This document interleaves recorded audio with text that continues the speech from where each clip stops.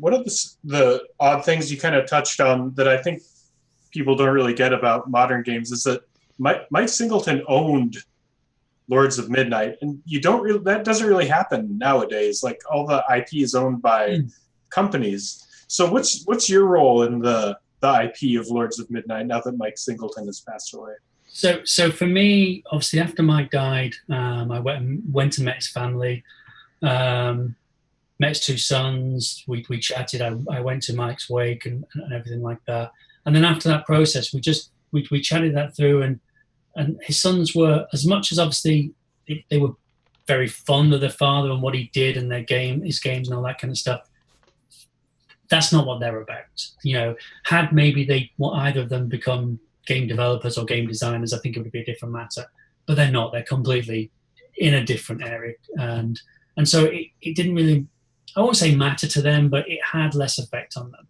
And we discussed it from a point of view of Mike's legacy is important.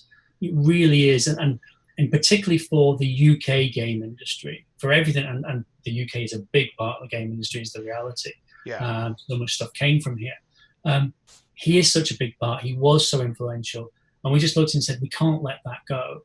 We want to be in a position where his stuff is accessible. We wanted to get it out there. If someone is to decide, I would like to remake one of Mike's games, we have to look at it and say, let's make the process available to do. And so effectively, they asked me, would you front that? Would you be the person that everyone can come to if they want to talk about their father's stuff? And then ultimately, I can sit there, I can listen to what people want to do, I can make a decision-making process on it. And it may be that I turn around to someone and say, I don't think that's going to wash, but I'm not going to make the decision. I will go and speak to his family with a recommendation. Mm-hmm. And the recommendation may be, someone's got a good idea, but I'm concerned about this. And they will look at it and say, right, okay, that's how we need to work with it. But ultimately, it's about, we want to make sure that if somebody wants to do something, we can let them do it in whatever way. We just have, we kind of have three rules on the process. It's be faithful to the original games or original IP, be honourable to Mike, and if money's involved, the family need to make money. Yeah. If no money's involved, it's a much easier process. Mm-hmm. It's like no one's making any money, therefore let's just get on and do it. Mm-hmm. The moment someone says, I'm going to sell this product, then we have to look and say, right, well, fine, we've no objection to you selling it, but it needs to be done in such a way that because you are making money, Mike's family make money. It's only right that happens. If you don't want to make money, they don't want to make money. It's as simple as that. And so it's just bringing all that about and making sure that his stuff can live on in some way when required. Have you ever had to shut anybody down? Like, be like, no, we're done here. You're Yes, unfortunately, very recently, which was a very painful process to go through. I don't know if you're aware of the ZX Spectrum Next. I've heard a little bit about it. So the ZX Spectrum Next, obviously, someone's remaking the Spectrum, Mm-hmm. all that kind of stuff, and obviously, someone came along and went, I'd like to do Lords of Midnight on it. And I've been kind of looking at it as a process of saying, I might do it, but I was really dealing with the difficulty of, do I want to remake the game again on basically a Spectrum product? What can I bring to that, and why would I do it? And my only reason I could honestly say that I would do that was because it was nostalgia, mm-hmm. to go back to developing Z80 code and all that kind of stuff. So I'd been looking at the process, and then I decided, no, I'm not going to get involved. If I'm going to do anything, I might do the Citadel. Mm-hmm. As part of my retrofitting. I might also do it on the ZX Spectrum Next just to give balance. And that was where it was at. Anyway, a guy came to me and said, look, I'm putting a team together. I would like to do Lords of Midnight Remake. And I'm like, okay, let's talk about it. This is the process we work through. In principle, we've no issue with you doing it. So he started going through the process. He started putting a team together, and lots of talk was going on. I think possibly a lot of it was just talk. He kept asking me for source code, and I'm like, well, I can't really give you the source code. I have some code. I have my 8086 disassembly. I have my ZX Spectrum disassembly. And if we can get this process going, I'm quite happy to offer it up. Mm-hmm. but it's not Mike's original source code. It's just a disassembly, so you have to deal with it from that point. Again, use of graphics, all that kind of stuff, the process would work. And we got talking about things he wanted to change. And there was changes to the map, changes to some of the characters. And I was a little bit uneasy with it, but I was going with it. It was like, I've not got a problem with it. I can see it was starting to feel like maybe it was a scenario set in the Midnight world rather than being Lords of Midnight. And then one day he came to me and said, I'm thinking maybe doing it a little bit differently. And I went, that could work. I'd be more comfortable with that.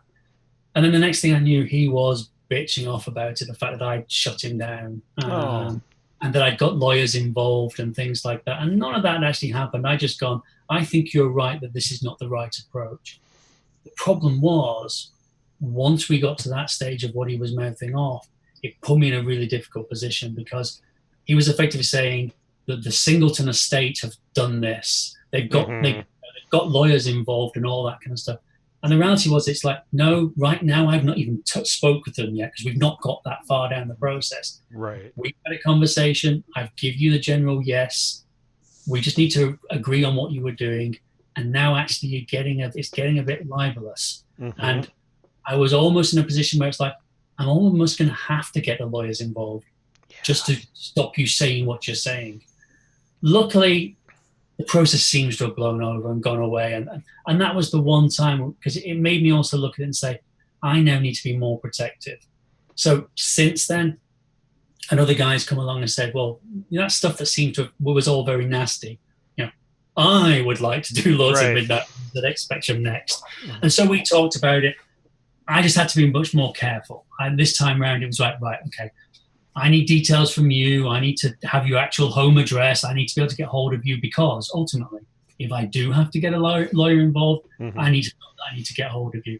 And so I had to change my process, which was a little bit sad, but to some extent you look and say, it had to have been formalized, and now it's been formalized. It's been pushed a bit. Yeah, it's unfortunate, but I do think that's probably the best for you and the legacy here. Speaking of things like that, you kind of added in our notes the Midwinter Remake, where it stalled out. So after I did Lords of Midnight, and while I was getting towards the end of Doomsday Revenge, the Midwinter thing started, and a few people were talking about the fact that this really needed a remake and so on. And so I was thinking about it and thought, well, if there's a person who could do that, maybe I should get involved. And what I originally did is I reached out to, so by the time Mike was working on Midwinter, he now had a team. He had a dev studio called Maelstrom. And they as a team had written Midwinter, and they'd done the Amiga version, the ST version, the PC version.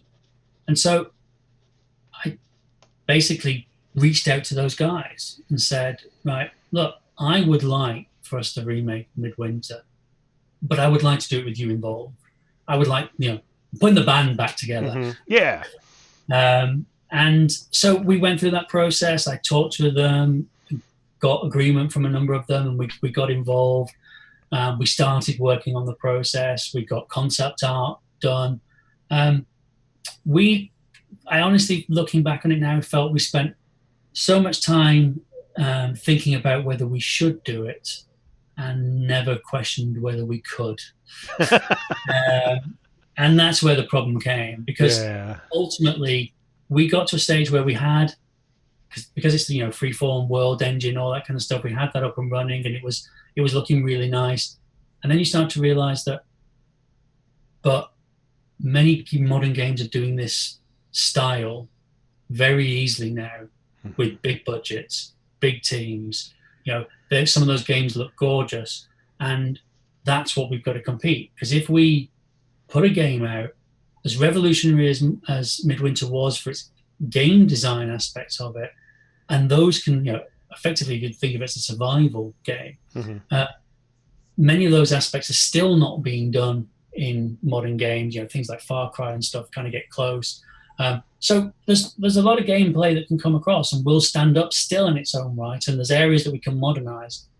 But the look of it, that is going to be difficult and expensive. And we suddenly realized that we were struggling in that area.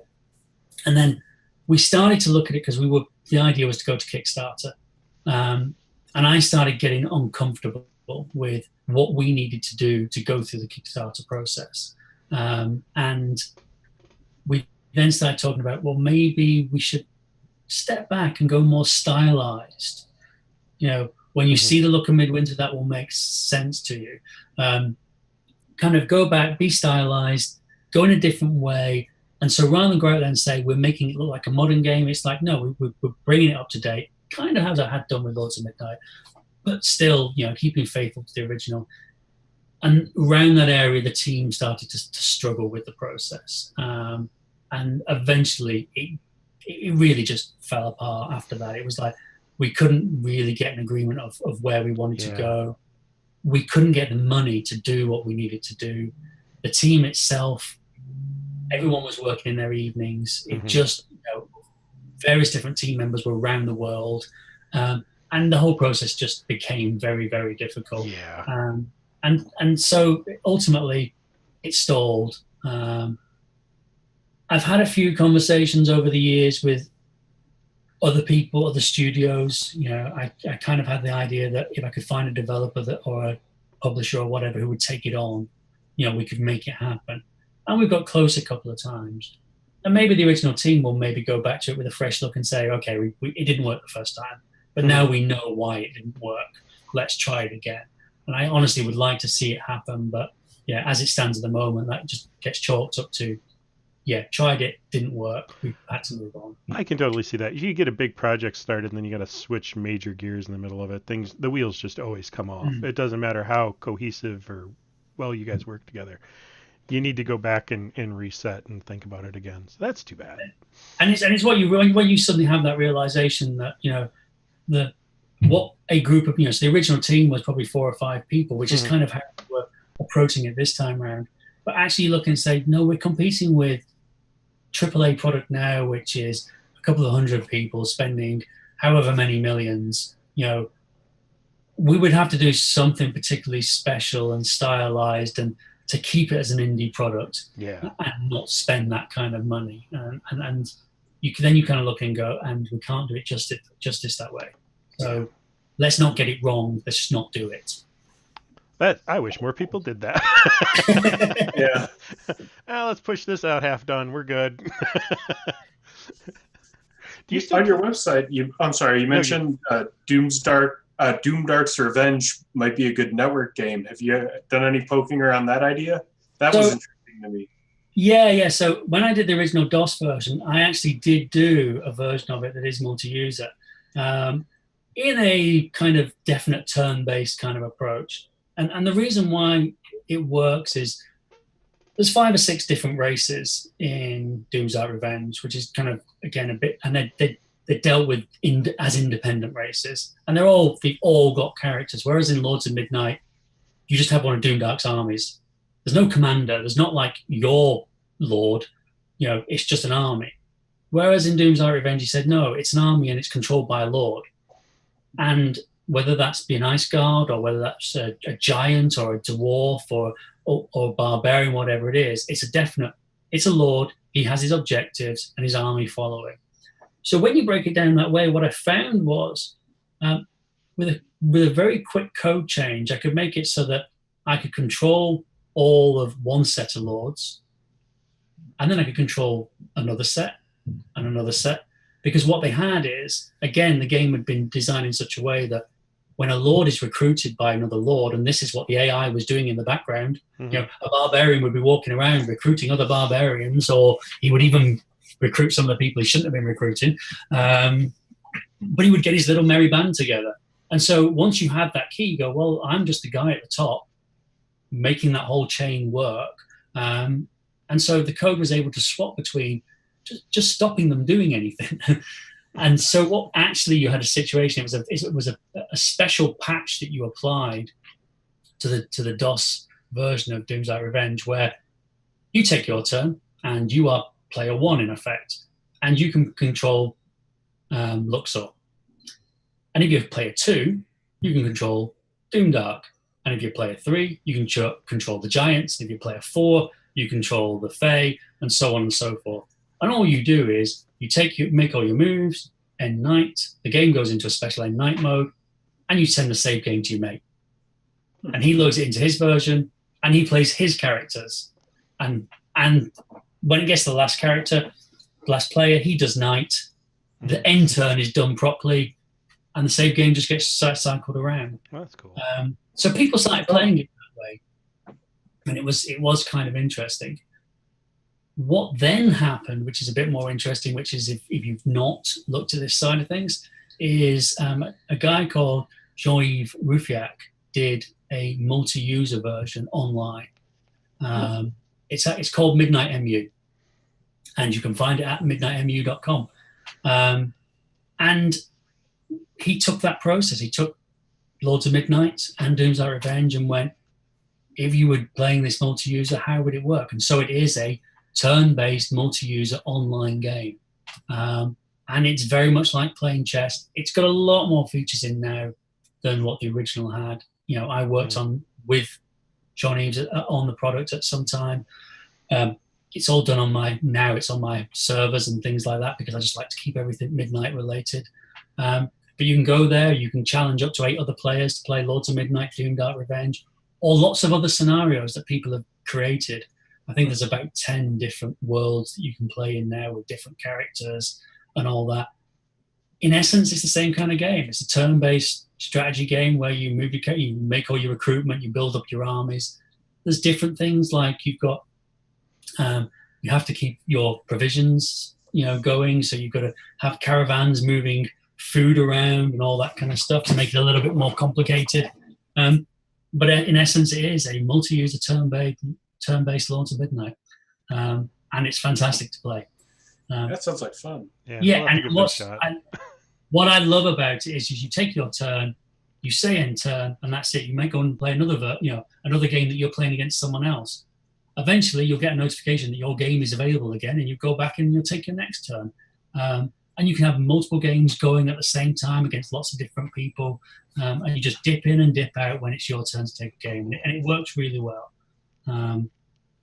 It's an area I would like to pull back into the originals. If I was to spend more time looking at the remakes, that is maybe one area that I would like to do and say, no, let's build that multi-user aspect into, because especially with mobile, the ability to take a few turns while you're out and about, fire and forget, move a few characters around. Yeah, okay, I've done everything I need to do. End turn, next, move on. And then sometime later you get a notification to say it's your turn again. I like that idea and I would like to address it. It's just whether time ever allows me to. Right. I got a couple sort of side questions on all that. First off, we talked about the original source code, like Mike's source code. Is that lost? Is that gone? Yeah. Yeah. Unfortunately, Mike in his later years moved around a lot. He worked at a lot of game companies, flitted around. He was living in Switzerland at the time that he died. And he kept everything quite tight. He didn't own an awful lot of stuff. He collected a lot of stuff. And he was incessant in writing things. I have got, that his family gave me, I've got notes. And what's really interesting is I've got notes from conversations we were having. Oh, that's got to be interesting. Having online conversations, and in his notes, almost like in a diary form, he would be talking about something as far as game design is concerned, and he would just start writing. Well, Chris was mentioning this, and blah blah, and he's talking to it in as if he's talking to another person, but he's just writing out his diary almost, and then he start putting in some code. And I've got chunks of code that I just do not know what it does. It looks very, very clever. Because Mike was a very bright guy. Yeah, he must have been. And it's especially a lot of 3D math stuff that he's doing, because one of the things he was working on for the remake was a special way of coloring, billboarding, 2D graphics that you could just change the colors of them anytime. And now there's a process, actually, I believe, that worked, which is shadow normalization or something, where you can have just a bitmap, and by using normals that have been painted onto the thing, you can change where the lighting direction is. Oh, that's cool. Well, he was working on that concept for Lords of Midnight, for the remake, so that we could do this thing of, as day and night changes, you get shadows on all that. And I read what notes he was doing, and I'm like, I have no idea what you're talking about. And so there was a big bag of stuff like that happened. And one day I said, I'd like to get that stuff out there, almost scan all the pages that I thought, and go, I don't know what it is, but maybe someone else knows what this is. But unfortunately, a lot of that stuff is, I guess, time locked. I think what would happen is when he moved on, he probably just got rid of everything that he had. Oh, he had very few possessions that held back to his past. His son gave me Mike's original copy of Doom's Art Revenge. So I have that. But there was no original copy of Lords of Midnight. So again, it just shows that he wasn't the kind of person that harked back. He wasn't the kind of person who collected that kind of stuff. Either that, or it just transitioned, disappeared as part of the process. But from what I know about that exact part of his life, he just didn't hold on to things in that kind of way. Okay. He get to a point in time and go, "No, enough of this. This is not important to me anymore." Right. And got rid of it. Yeah. Which is really a shame, because I would just have loved to spend my time poring over whatever he'd written. Right. I can totally get that. There's a lot of, and it just makes me sad that so much of that early 80s stuff, and not just him, but a lot of people didn't understand the value, and it's gone. It's just gone. And even in such a way that I spent obviously a lot of time talking with Mike about things, and in particular about Lords of Midnight. It was quite funny because when we originally were talking the process through, he had forgotten that there was multiple ways of destroying the Ice Crown.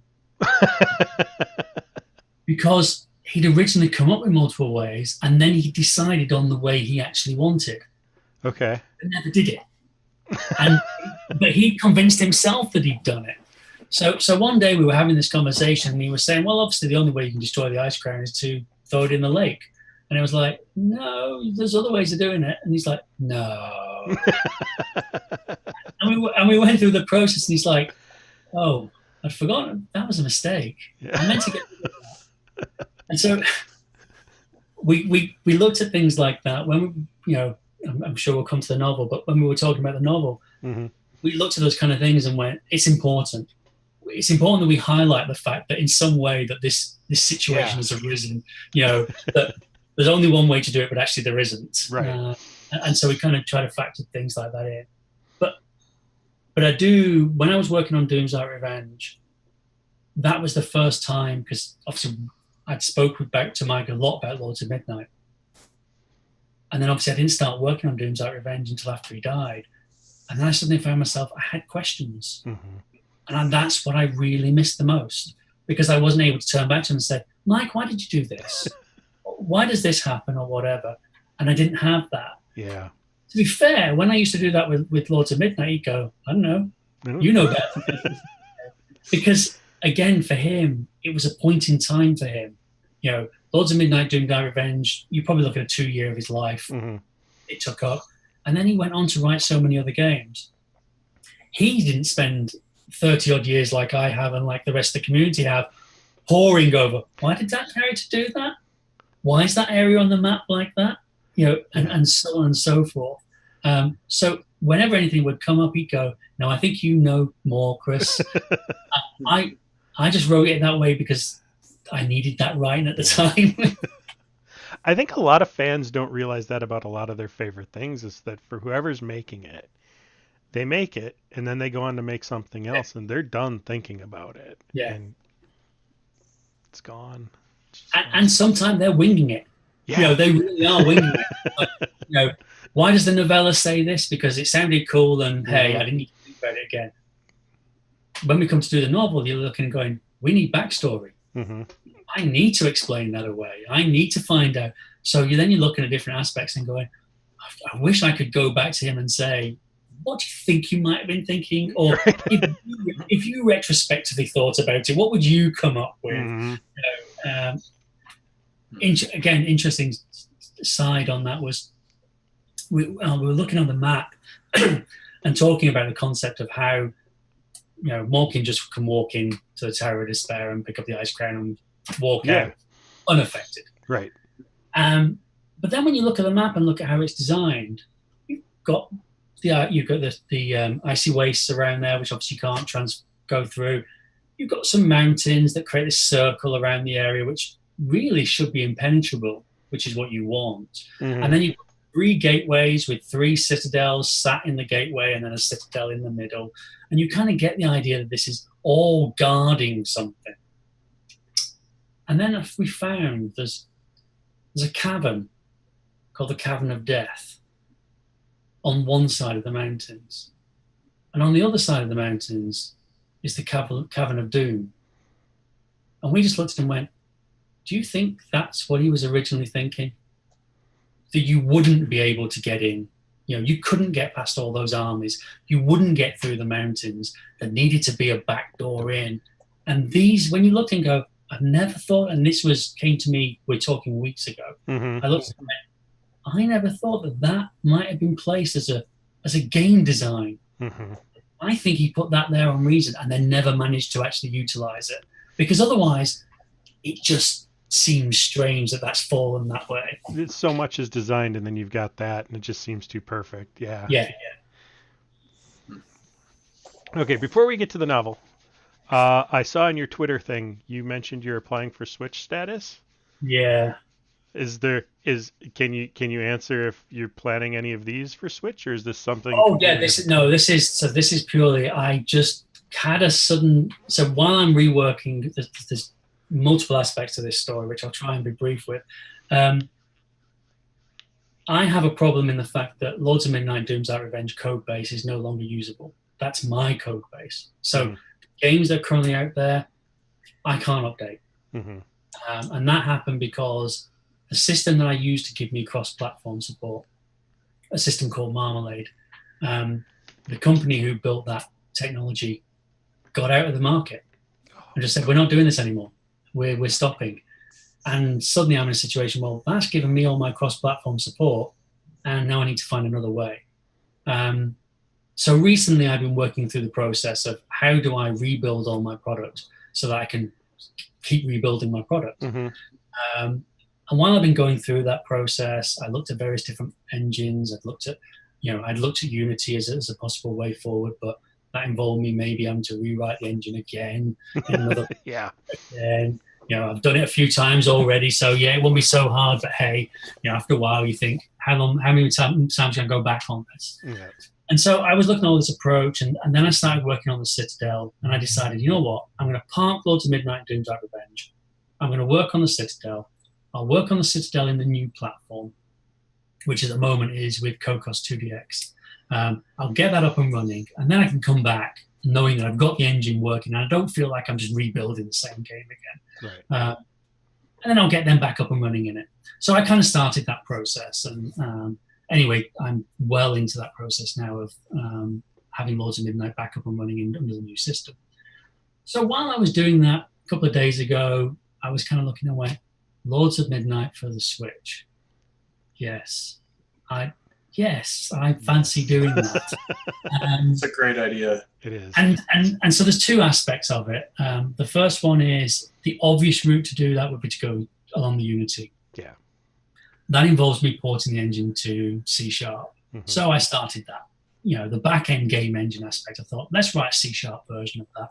Even if it takes me a couple of years, I'm just going to bit at it. Yeah. Every now and again, I'll come back, do a few more classes, and get that process working. Or the alternative is, if I apply for my developer status, I'm pretty sure I can take C++ code and get that up and running under their SDK. I'm not going to know until I start that process. So I just went, well, let's do it. So I've applied for that. I got an email back Friday night saying, okay, we need to go to the next stage, which is you need to tell us what you're going to do and how you're going to do it and all that, and tell us a bit about yourself.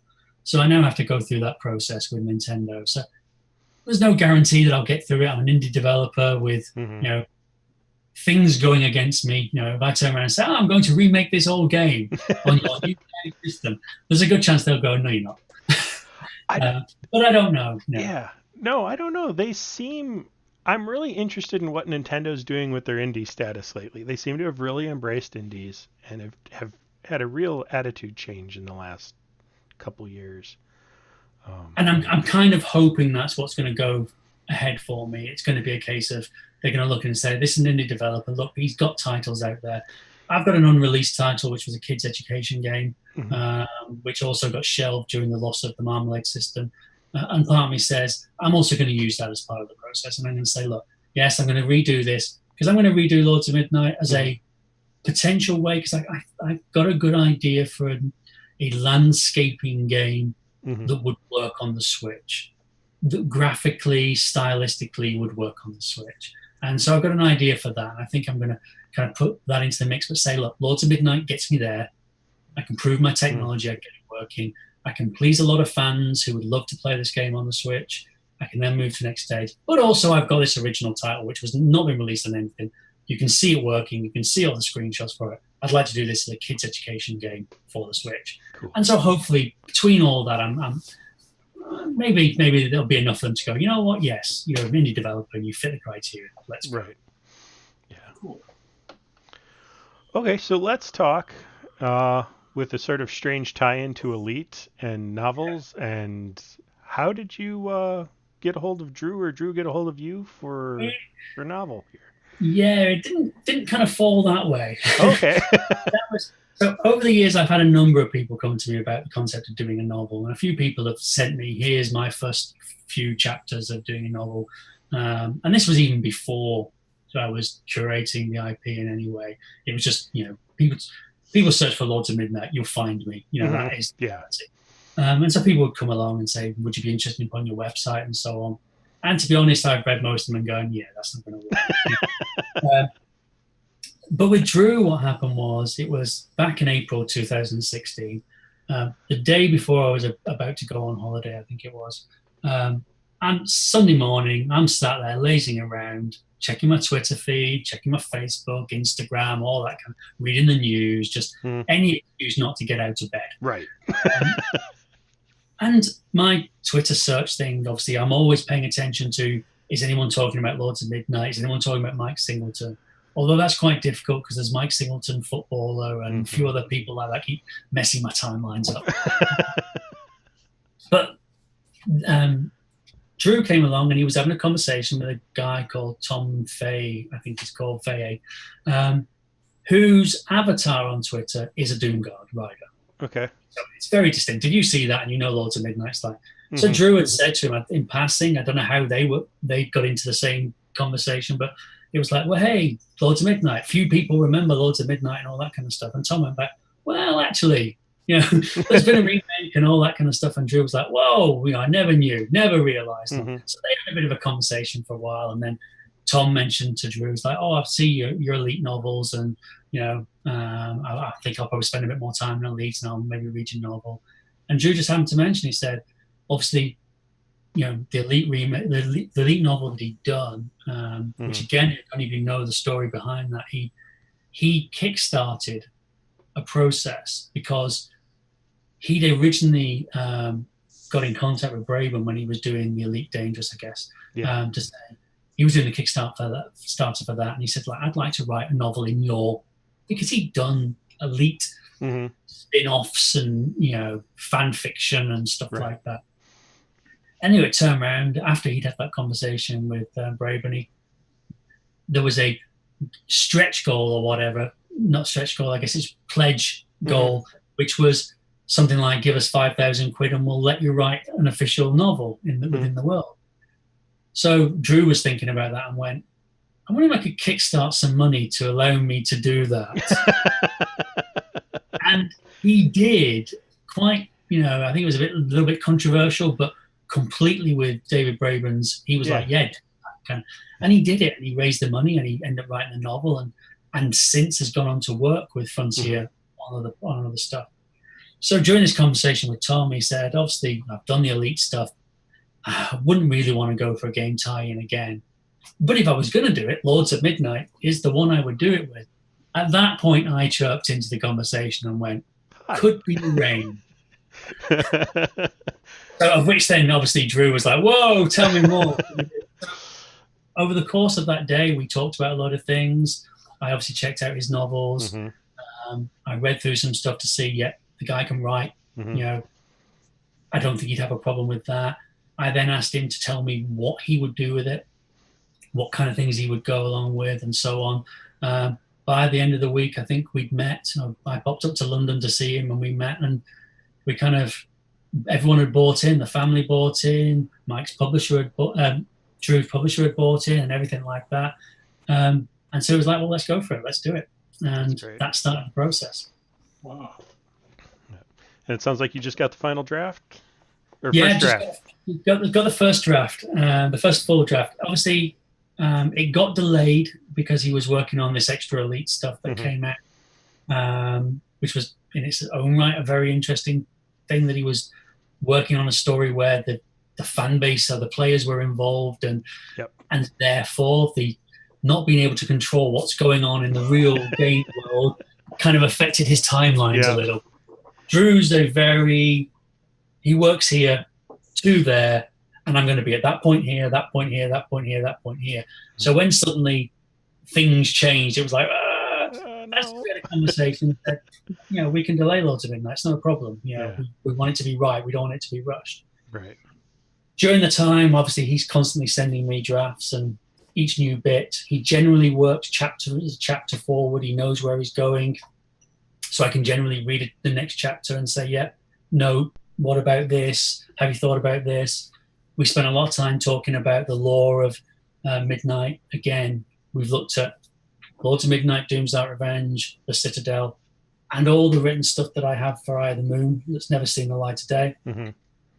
By looking at all of those, we've kind of been able to build stuff into the story so that it's looking back, looking forward in a way that the originals didn't, because, Mike wrote the first novella, 12 months went by, he wrote the next novella, and in that kind of revisionist kind of way, it's like, well, I just need this to happen now, and so this is what's happening. Whereas we have to look and go, we need to link all this stuff up properly and have some reasons for it and all that kind of stuff. So we've kind of built that process through. We've now got, got the first draft, so we can look at it and say, right, it now tells the story from beginning to end. We're generally happy with the approach that's gone through. Now it's about polishing a few areas up, finding things that need to be stuck in, maybe changing some of the beginnings, because it's a very different story at the beginning than by the time we got to the end. So I think there'll be a lot of revision maybe around the beginning process. But it all seems to be on cue. We're hoping for a final draft to be ready to go sometime around March. Nice. Excellent. And it's been a fascinating process. I'll bet. And very much for some of the reasons I've touched on before. It's like looking at things and saying, why does that happen? Well, looking at things like the moon ring, again, the concept of what the moon ring does gives you command and vision. And then suddenly realizing, but I need some of these characters to do things without Luxor knowing about it. Because that's what fits the plot. Yeah. And so you start to have to deal with those kind of issues. And, again, we've brought in, so Tarathel the Fae is a character that turns up in Doom Dark's Revenge. She has no place being in Lords of Midnight in the way the games were written. But she is the daughter of the Lord of Dawn, and therefore it's, I can't believe I said Dawn there, Lord of Dreams. And it's inconceivable that she would not have been around. Right. So when you're telling a story, you've got to look and say, well, I can't just ignore the fact that she pops up later, but she wasn't there before. If you've got a scene where, Dreams is in his citadel and all that kind of stuff, his family are going to be around and all that kind of stuff. And so we had to deal with those kind of issues and say, how do we not step over and step on the things that come later? But we have to kind of hint towards them and allow these things to all sit in their place perfectly and things like that. So, wow. That'll be good. Go through that. I love anything that actually cares about the lore. So this will be... It's absolutely important. Yeah. Again, every single bit of detail needs to be scrutinized and say, would Mike have done that? Does it make sense? Does it hold out? If it doesn't, get rid of it. If it breaks something, get rid of it. Don't just change things for the sake of changing it. Everything had to have, and that was the rule we kind of worked with. everything's got to work and have a reason to work. We have to be able to sit back and look at it and go, yeah, I'm happy with this. I'm happy with that approach, and Mike would be happy with it. And as long as that criteria is fulfilled, then we can hopefully have the fans happy with it. Right. There will be some things they will be unhappy about, I'm sure. Mm-hmm. I can't. There's no way we can get it right for everybody. No. You know, we've had to take some liberties, as it were. There's just some things that have to change. You know, if you're writing a story which is a fantasy-based story that was written 30 years ago, based on a story, kind of loosely based on a story that was written however many years before that, you know, the way we deal with characters now, the way we deal with female characters now, all this kind of stuff, the depth characters need to have, you know, if we don't deal with them properly, it will stand out like a sore thumb. And so therefore we had to look and say, we need to make certain decisions. That's why, you know, the equivalent of having Tarathel there, and it makes sense to do that in a modern day setting that might not have made sense back then, but it's absolutely key now. Looking forward to it. Is there anything you'd like to bring up that maybe we missed or didn't ask or forgot or? Oh, forgot. So many things. Yeah, I'm just going to grab a quick flick through my my list of things and see if there was anything particular I wanted. The one area, I guess one area that I was kind of, when we talked briefly about remaking the games and making decisions, you asked me about the automat and whether it was difficult bringing the automat in. And I have to say, again, I liked watching you play, and I liked you bringing your own map up. I like to see that proper graph paper map draw. Because, again, that's how I played it originally. Mine was stuck together with little cells on a wall kind of thing. And actually, the automat was a no-brainer for me. I just didn't, there was never a time that it was not going to be there. Because to me, I looked and said a big part of Lords of Midnight, from all the people I spoke to, is mapping. Yes. People loved mapping that game. And if you're playing on a phone, you ain't mapping it. Yeah, fair point. And you're probably not going back to some map printout that you've got. You don't even know there's multiple maps you can have online. Yeah, you're not going to have one of those access to you. Probably you're not going to flick between that. And so I just looked and said, therefore, mapping has to be part of the process. Yeah. So having the overview map and then having the auto map kind of made sense. My only concern or almost regret in that side of things is the auto mapping is not as good as I wanted it to be. There's technology in the game that's not turned on that does things that the way the auto map works is if you can't see something, it doesn't get added to the map. Right. So you might, for instance, if you're looking past a mountain and you can just see a tower, it'll get added to the map. But if you can't see the snow hole that's behind the mountain, it doesn't get added to the map. That ended up disappearing and isn't in there. I added in a later version, which is unfortunately not in the OS X and Windows version, because I was unable to rebuild the good old games version before my Marmalade stuff all went to hell in a basket. Yeah. And there is an auto map process that is shared across all the games. Oh. So if you play one story and you move around in one area of the map, and then you play another story and you move around in another area of the map, both parts of the map are visible. One of them's grayed out because it's like, you know about this area of the map, but you've not been there yet in the story. But it's inconceivable you wouldn't know about it because had you been drawing the map yourself, you'd still have it in front of you. Yeah. So it was allowing that process to happen. Things like, you touched upon it in your playthrough, not knowing or not remembering what happens when you seek at a place and stuff like that. I would have liked to have had that kind of thing in. And that would have been, more key. Yeah. So mapping was never an issue. Save games was the big one. Okay. I took a lot of stick for save games or lack thereof. It's the first time I've had emails from people that were nasty. Wow. At the beginning of the process, I actually did get an email from someone who said, thank you for ruining my game. But ultimately, when we started the process, when me and Mike were originally talking about it, he said, I don't want save games because in the modern technology, it's too easy. Yeah. back on the Spectrum to save the game. Took 15 minutes to save it to tape. If you were then going to load it back, you were really making a decision that I was going to waste 15 minutes of my life saving my game, loading my game back, or saving my game. So the process of doing that was a very definite decision. I'm going to do something that's potentially going to hurt, and I've got a 30-minute round trip, right, in order to go back. Modern technology, it's like load save, load save. And we didn't want that to occur. No, it would have been too easy. Yeah. Because you're in a situation, you say, I'm going to attack that place. We played with some technology to make sure that every time you did something, it happened the same way. Just so that people couldn't go, well, there's a random number generator in there, therefore, if I load and save, eventually I'm going to win. And we kind of went, no, we're going to make sure that doesn't happen. You're going to have to change the game or play the game quite a bit different after loading it in to change that process. But ultimately, we just decided, well, let's just not let it happen. You play the story through. The game is actually remembering every move you make behind the scenes. I don't know whether you noticed, but there is an undo button in there.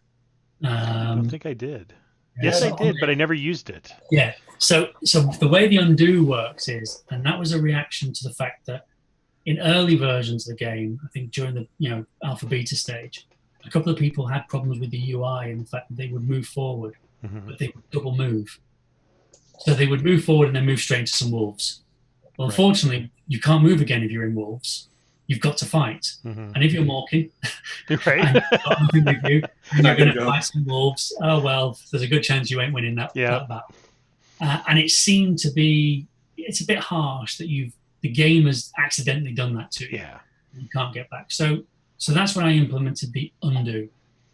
And it's a one shot. You move one undo. So the idea being is if something like that would happen, you move forward, you could move back. But that's it. Yeah.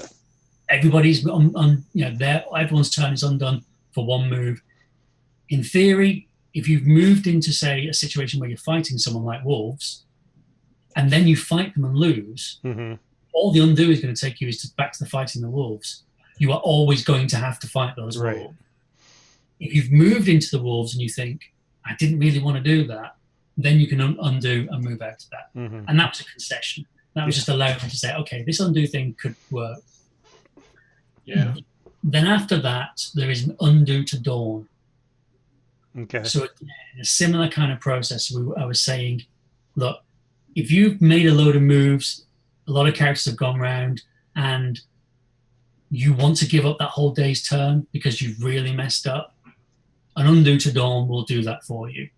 And you've had to take that on and say, I've been playing this day for, half an hour or whatever, but really, I need to wipe out that full half an hour and go back. So it gave them the option, but it's only one undo to dawn, and that's it. That seemed to pacify a number of people, and that was okay.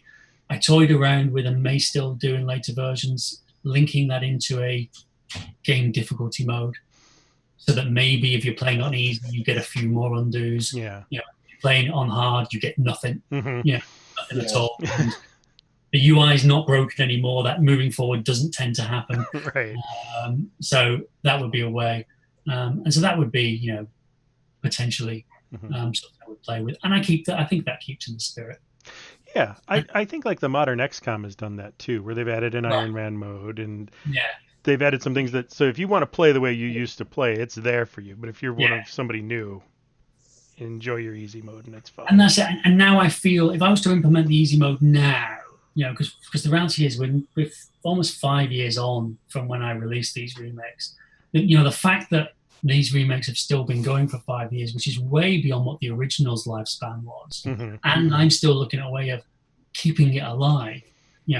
Unfortunately, things are getting in the way to, we seem to forget that these platforms keep moving on. Right. The Apple devices and iOS keeps changing, Android keeps changing, whatever. I've just found out that the current version of Volatile Midnight doesn't work on the iPhone X, because for some reason the iPhone X is not picking up compatibility mode with it. So I'm in a situation where I've had to stick a big banner on this. Does not work with iPhone X. I need to find a way of fixing that. And the fact that 5 years down the line I'm trying to do that is kind of interesting in its own right. So, but now if I was to put a difficulty mode in, I don't feel so bad about it. I think enough time's gone by that it could be done that way. Mm-hmm. And the other one was, I don't know whether you realized you can group characters. That I did, yes. And that came born out of the fact that it's in modern times, it's ridiculous that I'm moving 3 characters and they're all going to the same place. Mm-hmm. And I'm going to have to move them all individually. And I just thought, no, that's a concession I'm happy with. Yeah. You group them and they move to the slowest or worst character. Yep. Whoever is the person who stops them moving, they all stop. Mm-hmm. One of the characters still got 3 hours worth of movement to have. You need to take him out of the group to move him. But other than that, stop. And I thought that was a compromise. And it seems to have gone down well. That seems to be liked across the board. Yeah, I don't think that changes much of your flavor at all. It lets you it's just a quality of life thing. It doesn't change the narrative or anything. I think that was a good decision. I still found myself not grouping though. I liked the control. I'm a bit of a control freak for that. So, but I did enjoy that it was there. One thing that was interesting as well was I was laughing at your whole conversation about do you want Dawn? Well, after hearing this, I understand why now, but back then it made no sense. Again, and you can see it's that, I think one of you said, I think it was you, Matt, you maybe just said that, press space to continue or whatever would have done the job. But it wasn't Mike's way. Do you want Dawn absolutely fits with, it's like, that's the story way of telling it. That's a case of, that's how it needs to be. And it seems strange that you have to absolutely say yes, but still. Yeah. Yeah, no, it is one of the funnier things for us, but now hearing like he did this for story and he, this is all these technical reasons were there. His story was used to explain every technical decision. Now that makes perfect sense. Yeah. It really is like, it's painfully obvious almost that would be the sort of thing he'd do. And it's such a nice touch now, understanding, but at the time it seems so out of place for where everyone else would have been hit space to continue. And here's your numbers. You have 200 hit points. Enjoy. And it's kind of interesting because in the novel, there's a few things that we've done in the novel which is harking back to the game, which if you were reading the novel having never played the game, you'd probably never notice. But there is a point somewhere in the novel where someone says something along the lines of "Do you want Dawn?" That's awesome. And other kind of prompts that the game would normally give you, whether it be the sneak or whether it be the Cup of Dreams or whatever it be. It's like just dropping those little bits in so that anyone who's played the game will go, I see what you did there. Mm-hmm. That's wonderful. Yeah. Without it being so cheesy that someone who's not played the game goes, "What are you talking about?" That'll be great. I think the last thing I just wanted to touch on was a comment that one of you made about it was changing things. There was something you said you didn't like, or it just didn't feel right, but you didn't quite know how you would change it. And actually, it was you, Chris. You said I'd be scared to change it because it would change the feel of the game. Yeah. And I felt that a lot during the remakes. That has been my overriding thing. There were so many things you look at that you just go, I could change it, but it would change the feel of the game. And I'm too scared to do that. I think the thing we were talking about was the screen where you do like a think and you're looking at yourself and your army size and your everything else. And someone coming into it for the first time doesn't necessarily understand, like, is feeling very vigorous or something like that, that's your nod towards your hit points. You want I'm 40 over 40. Yeah. But if you mess with that, the whole game, I won't say it falls apart, but the flavor, the soul of it, it's the art not of mathy. it. Yeah. It can't be mathy. I don't think it would feel right. No. And it's that information is derived from a number of different stats. For each character, there's about 32 stats that are used. Wow. In different ways. Some of them are just quite transient stats. Some of them are, key stats that are always fixed at the same amount, like, a character's courage. Mm-hmm. There's some characters which you may have not noticed that you can't get them to go into battle. They will not go into battle because they're little scaredy cats. Mm-hmm. So most players who are kind of seasoned with it, what they know is they load that character up with armies. so they get attacked. Yeah. The Doomdark attacks them. It's sorted. Yeah. They will fight back. They just won't attack. And things like that. It's that courage state. That courage amount will not change. Their base courage is not going to change. You're not going to make them go into battle like that. And so the obviously other stats are constantly moving throughout the game and stuff. And all those are distilled down to, you think about the ice sphere. The ice sphere is cold. Yeah. Right. It's quite a big calculation that goes on to work out the ice sphere cold. There's only, 7 levels, of which actually anti-levels, so you've got it's either very mild or very cold. Right. So really you've got three and then one that's different. But the calculations, you're looking at Morkin's distance from the ice tower, your distance from Morkin, your distance from Luxor, how many citadels have fallen, etc., etc., etc. And that's all distilled into it's very cold. Very cool. And yeah, that's the sort of thing where, I mean, like, you as a player have to invest the desire to figure this out. Yeah. It's not going to hand it to you. And it does it in a way that is just artfully done, in that I know what's being said by it's cold. Like, I'm like, okay, I need to watch myself, or, or, okay, I got a moment here. I can do whatever running I want to do. And it gives you situations that you need to start figuring your way out of. One of the things I was running into towards the end is I get Morkin all the way up and around, get the ice crown, and then he would just slowly stagger to death as his movement dropped to nothing, carrying the ice crown. I'm like, I've got to figure this out. And you get that with like 3 lines of text. You get behind all that, and that was where go ahead. In the distance you see a few armies, and you start to realize, oh no, I've got the ice crown, I'm on these big open plains, I can barely move, and the enemy's coming. Right. Great. There's part of me that's like, can't I drop the ice crown? Can't I just drop this and bolt for it? If I'll claim, you take it. Yeah. I'm done with it. You move on. I'm done. I think my biggest surprise in the game was the first time I got him up there. It was my first game. I got him all the way up to the tower and picked up the ice crown and was expecting to win. And like, oh no, I got to do something with it? This wasn't it? Oh no. I don't have a plan from here. Did you ever get as far as finding Lorgrim? No. Right, so Lorgrim's the other wise character. Okay. And he has issues with helping to destroy the ice crown. But he's right in the northeast corner. Okay. He's also in the northeast corner, hidden away inside the icy wastes. Okay. So if you don't pay attention, you wouldn't necessarily see a way in to get to him. You might just see this tower poking up in the distance and thinking, that's icy waste. How's the tower in an icy waste? What's going on? But there is a way into him, and he's linked into obviously with the ice crown, which, when you consider the location, again, Farflame and Forkrin are way too easy. They're really a bit too close, and I think, again, modern game design would look at that and say, let's move those around a bit. Let's change that. Let's make some space and all that kind of thing. It did surprise me to find him like on my way to the tower that first time I found him. I'm like, wow, this is almost nice of this game. I expected from game design to like have to do my line and keep going to the far corner.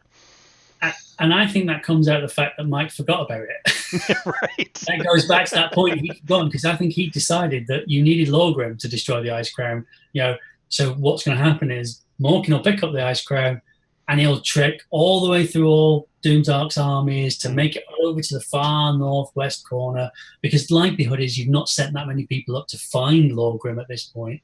You may use Farflame, because Farflame travels so much quicker. Maybe he would head over that way or whatever. And I think that really was possibly his intention. Then he just completely forgot that he'd done that, ran out of time or whatever. And so suddenly, actually, you had a situation where all the things required to destroy the ice crown are actually a bit too close to the ice crown. Right. And then when you look at it from a story point of view, you start to look around and say, yeah, Doomdark's kind of messed up there. The ice crown, that is not the place. Right? No, that wasn't a smart. You might as well just leave it by the side of the lake. Oh. Yeah, well, thank you very much for taking the time to talk to us. It's been really enlightening, and it's great to get like the perspective on this game, because it just, neither of us had played it, and it was, just amazing for when it came out, and it's so interesting to hear the history and the perspective behind it. So definitely thank you very much. Yeah, it was great to hear because it's unique as a game. It's unique as, I don't want to say as a business, but as like where the IP's held and the development process. And this is really a one of a kind situation, and we're glad you came to tell us about it. So no, it's just been great. It's been fantastic to do. I'm really glad you asked me along. It's, obviously you can tell I can talk about this game forever. Oh, right. We could listen forever. But yeah, it's been great, and hopefully now, again, if you get a chance to look at a lot of other Mike's games, there'll be ones that you do. I mean, there's other things he did like Quake -1, which is, again, is quite revolutionary on the C64. You can see a lot of his games are all, if you look at Whirligig on the Amiga, you definitely look at that and go, what were you thinking, Mike? He explored a lot of new things. Some of them work, some of them don't. You might look at them and you might go, yeah, I really get this. Or you might look and say, I don't know what you were smoking, Mike. Right. But that is definitely the thing with his games. I think he has a legacy of games that really do stand out for being revolutionary at their time and setting the ways for so many people. So if anybody, decides they want to go back and start looking at his old games, that's always going to be great. Yeah, well, I think his entire library is on we're going to play this list. I mean, it's a big list at the moment, but they're in there now. Definitely. That's good to know. So we'll keep up with that, and I guess we'll thank everybody for watching. Yeah, thanks. You. Yep. Bye. Thanks all.